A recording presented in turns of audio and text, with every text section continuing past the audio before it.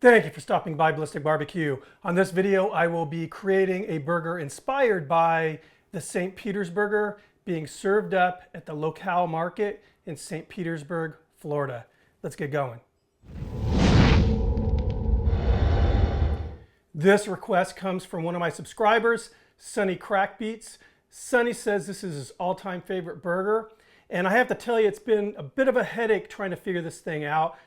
It's in Florida, I'm on the opposite coast.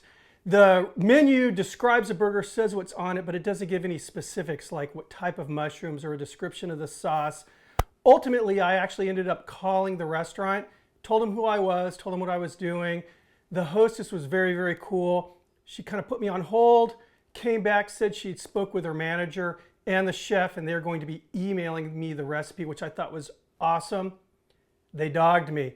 I waited a few weeks. I never got an email. I ended up calling them back, left my message for them again, never got an email, which, you know, that's cool if they don't want to send me the recipe, but I wish they just would have told me that right off the bat. So I'm working with what I have just from the description, and I think I'm probably going to end up with a very close, if not better, burger than theirs.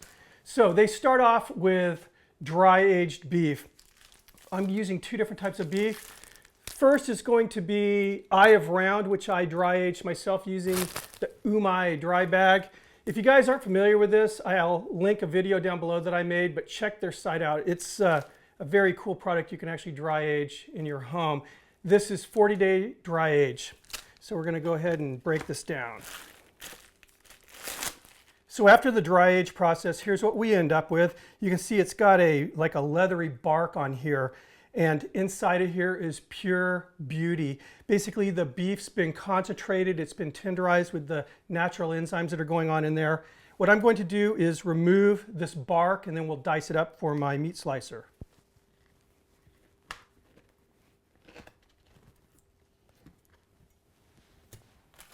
Just give you a peek. So that dry age process, you can see very deep red, very, very tender meat. This is going to add just an ultimate beefy flavor. But as you can tell, very, very lean. We're going to remedy that with the next cut we're going to add. But first, let's get this bark off.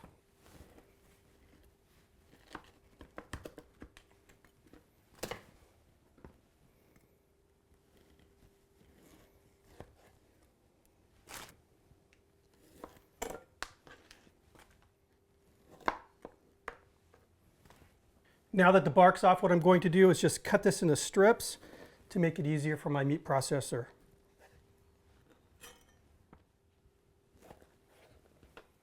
Set this aside, I'll show you the next cut. Now the next cut we're going to add is 40-day dry-aged prime rib. Again, I dry-aged this myself. And basically what this is just some of the scraps that I saved when I Frenched the bones. So I cut this out from between the bones. So we've got added fat here, and also this is just perfect meat. This is right next to the bone. It's got a lot of good flavor, and it's already cubed up pretty well, but I'm just going to make it a little bit smaller. I have some bigger chunks right here. Now as I grind this, I'm going to add one piece of the round and one piece of the ribeye in at the same time, just to keep it mixed up really good. Let's get going here.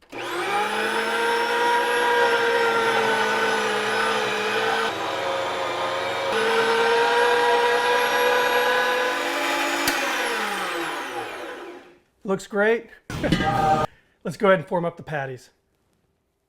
All right, so this ground beef is very well mixed, and I'm going to take a nice healthy handful, going for probably 10 ounces, maybe a little more. We're making a big burger here.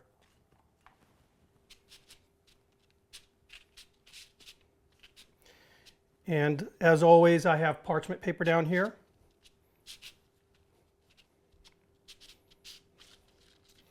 There we go, beautiful patty. Let's move on to the next step. The next element of their burger is their secret sauce. Again, I have no clue as to what the flavor of the sauce is, so I just came up with my own sauce, and I think it's going to be pretty darn good. We're going to kick it off with 3/4 cup mayo,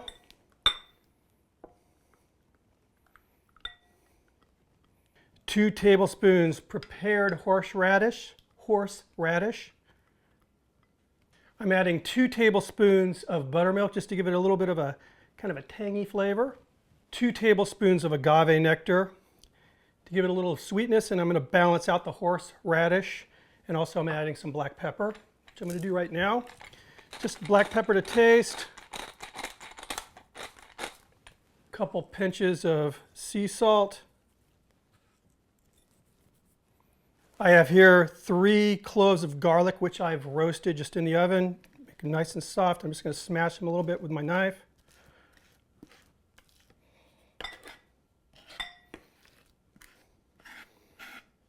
We'll get this added in. Just going to take a fork and whip it up.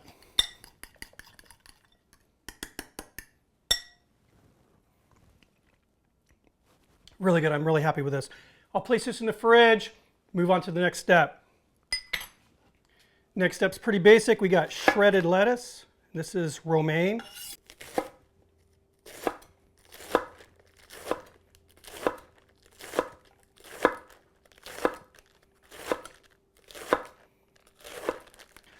Good enough. And there's going to be caramelized onions on this. I'm just keeping this very, very simple. I'm just cutting these about 1/4 inch rings. And then I'm just going to cut these in half.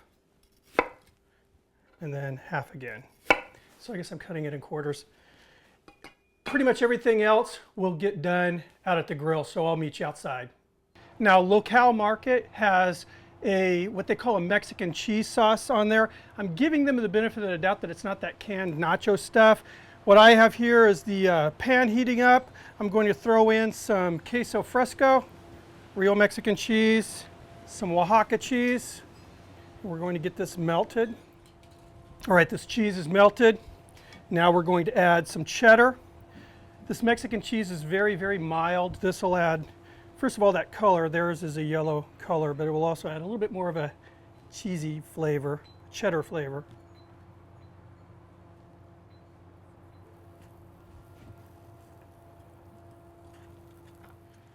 Right, as you can see, it's all getting nice and melted. I'm going to add a little half and half here. All right, it looks fairly creamy here. I'm going to set it off to this side of my flat top, which actually has no charcoal underneath, so it's just getting a nice radiant heat. It'll keep it warm, but it won't burn. Let's move on to the next part. I'm going to cook up some bacon here, and I have just 3 pieces of thick cut smoked bacon that I have cut in half, so I'm going to end up with 6 shorter pieces. And I like doing this simply because it fits on the patty better.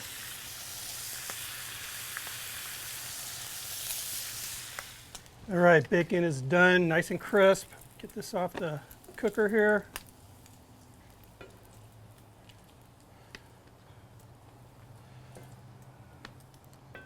Now the Locale Market puts caramelized onions and mushrooms on top of the patty.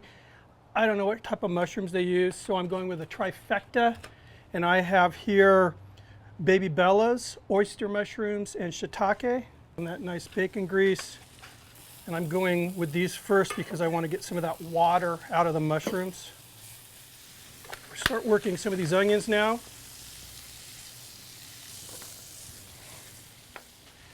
Mushrooms and the onions are getting close to being done. So we're going to go ahead and get that patty started now. And we are going to grill this.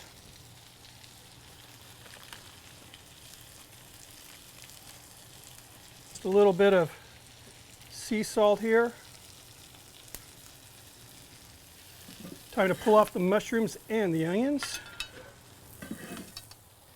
Give this patty a flip. Now we're taking some smoked gouda, place that on there.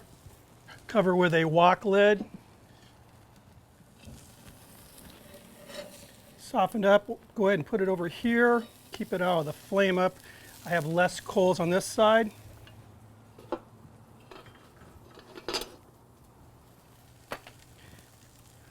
Some brioche buns, toast these up. Nice amount of toast. Let's make the Locale Market St. Petersburger my way. First thing we are going to do is top this bottom bun with some of that romaine lettuce that I have tossed with that secret sauce that I made, that not so secret sauce. Now we will top it with that beautiful dry aged beef patty with the smoked gouda. That bacon.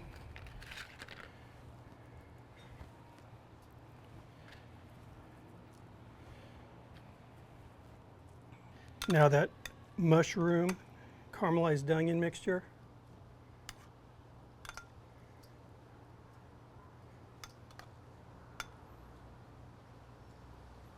Now some of that cream sauce, that Mexican cheese cream sauce.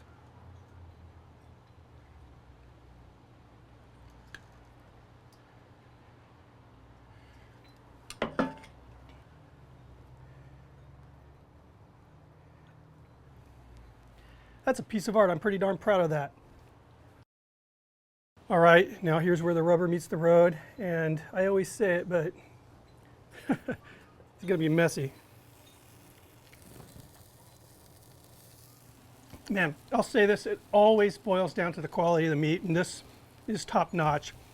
But it's a very well-balanced burger. You get that crunch from that romaine, and I'm pretty happy with the sauce. I'll definitely, that's a keeper for me.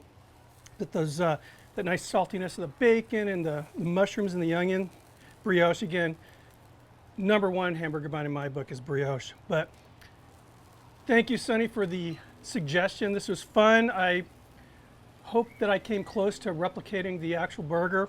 But in any case, I think I came up with a pretty darn good burger. Anyway, guys, keep those requests coming. I have a couple more on deck. See you in the next video. Cheers.